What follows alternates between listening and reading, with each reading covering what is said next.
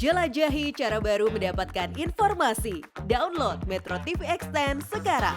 Dan pemirsa, terkait dengan kebakaran TPA Sarimukti ini kami juga memiliki ulasan dan analisanya yang akan disampaikan oleh Kevin Egan dalam Fact Check. Silahkan Egan. Ya, Maria, terima kasih pemirsa. Pemerintah Kabupaten Bandung Barat menetapkan status darurat bencana akibat kebakaran yang terjadi di tempat pembuangan akhir atau TPA Sarimukti setelah hampir 1 pekan tidak berhasil dipadamkan. Nah, tidak hanya itu, tumpukan sampah di Bandung Raya pun semakin menggunung karena TPA Sarimukti berhenti beroperasi. Nah, apa saja yang menyebabkan kebakaran ini sulit dipadamkan dan apakah betul gas metan menjadi penyebab utama kebakaran yang semakin meluas ini? Pemirsa, inilah Fact Check kebakaran TPA Sarimukti akibat overload dan gas metan. Pemirsa, berikut ini kami hadirkan fakta-fakta terkait dengan kebakaran di TPA Sarimukti. Per hari ini kebakaran sudah membakar 15 hektar area. Apabila total luasan area Sarimukti adalah 25 hektar, ini artinya kebakaran sudah hampir mencapai 80% dari total area TPA Sarimukti. Kemudian kebakaran yang berada di Kecamatan Cipatat, Kabupaten Bandung Barat ini memberikan dampak polusi bagi masyarakat sekitar di lokasi TPA. Ada 3 desa yang terdampak, yakni Raja Mandala, Desa Mandala Sari, dan Cipatat dengan 12.000 jiwa yang terdampak. Nah, api pertama kali ini terdeteksi pada Sabtu siang pada tanggal 19 Agustus dan diduga akibat puntung rokok. Ini masih diselidiki. Nah, pemirsa, apa yang membuat api ini sulit untuk padam? Nah, menurut Kepala UPTD Pengelolaan Sampah TPA Regional Arif Perdana, posisi api ini berada di bawah tumpukan sampah. Nah, ini adanya gas metan akibat penumpukan sampah ini kemudian menyebabkan api dengan cepat menyebar ke tumpukan sampah lainnya. Nah, untuk memadamkan api dalam tumpukan sampah ini pun memerlukan jumlah pemadam kebakaran yang tidak sedikit. Inilah yang kemudian membuat api belum juga bisa dipadamkan hingga hari ini. Ditambah pula kita juga sudah masuk di musim kemarau sehingga kemudian ini memperburuk dan membuat api sulit dipadamkan. Nah, pemirsa, pertanyaannya apa itu kemudian gas metan dan benarkah dihasilkan dari sampah? Nah, metan ataupun metana adalah salah satu gas rumah kaca sehingga keberadaannya di atmosfer ini mempengaruhi suhu bumi dan sistem iklim. Gas metan ini tidak berwarna, tidak berbau dan kemudian sangat mudah terbakar. Ya, gas metan ini bisa dihasilkan dari tumpukan maupun penimbunan sampah, khususnya dari sampah makanan.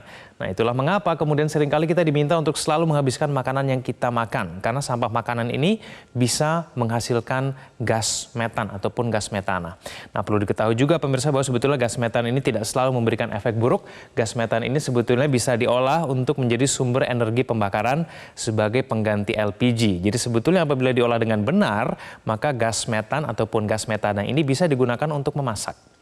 Nah, setelah mengetahui mengenai gas metan, kita juga harus tahu mengenai fungsi dari TPA. TPA merupakan tempat di mana sampah diisolasi secara aman agar kemudian tidak menimbulkan gangguan terhadap lingkungan sekitarnya. Nah, TPA, tempat pembuangan akhir atau juga bisa dikatakan sebagai tempat pemprosesan akhir.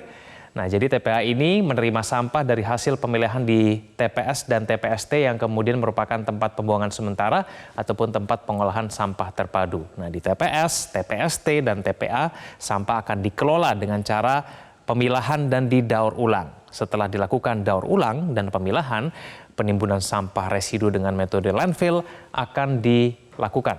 Nah, metode landfill adalah sistem pemusnahan sampah dengan cara membuang dan menimbun sampah. Namun sampah yang ditimbun sudah dipilah dan bersifat organik. Pemirsa, kita melihat data berikut ini bahwa TPA Sarimukti ini merupakan salah satu TPA yang terbesar dan kemudian mengelola sampah terbanyak di Indonesia. Anda bisa melihatnya di layar kaca Anda. Inilah perbandingan TPA Sarimukti dengan TPA-TPA lainnya yang merupakan TPA terbesar di Indonesia. Nah, TPA Sarimukti dengan luas area sebesar 25 hektar setiap harinya menerima 2.000 ton per hari. Nah, ini lebih banyak dibandingkan dengan sejumlah TPA besar lainnya. Ya, seperti TPA Jatibarang di Semarang, TPA Sukawinatan di Sumatera Selatan, dan TPA Manggar di Kalimantan Barat. Beban yang diterima oleh TPA Sarimukti ini jauh lebih besar. Dia 2.000 ton per harinya. Lainnya hanya 500 hingga kemudian 700. Luasan dari area Sarimukti ini pun juga tergolong kecil dengan beban yang begitu besar ya. Bebannya sampai 2.000 ton per hari. Nah, inilah yang kemudian menyebabkan bahwa sebetulnya TPA Sarimukti ini sudah overload ataupun over kapasitas. Nah, ini adalah pernyataan dari Ridwan Kamil, kita cermati bersama. Gubernur Jawa Barat mengatakan sebenarnya TPA Sarimukti ini sudah overload ataupun over kapasitas, beban sampah yang diterimanya terlalu banyak. Sebetulnya sudah ada rencana untuk mengganti TPA Sarimukti ini dengan TPA Legok Nangka di Kabupaten Bandung. Namun TPA Legok Nangka itu juga masih bermasalah perizinan dengan pusat. Nah, karena TPA Legok Nangka ini belum bisa digunakan, maka TPA Sarimukti dipaksa untuk menjadi TPA utama. Luasan area yang saat ini hanya 25 hektar pun rencananya akan diperluas menjadi 35 hektar. Pemirsa, persoalan TPA yang overload tidak hanya terjadi di TPA Sarimukti saja, hampir semua TPA di Indonesia menampung beban sampah per hari yang sedemikian besar. Tidak hanya pemadaman Sarimukti saja yang menjadi prioritas, namun pemerintah pusat harus lebih serius menangani sampah menggunung yang terjadi di seluruh TPA di Indonesia. Karena apabila tidak, maka sampah menggunung ini yang terjadi di TPA akan menjadi bom waktu seperti TPA Sarimukti. Demikian informasi dalam Fact Check, saya kembalikan ke Anda, Maria. Baik, terima kasih untuk analisa dan ulasannya Kevin Egan.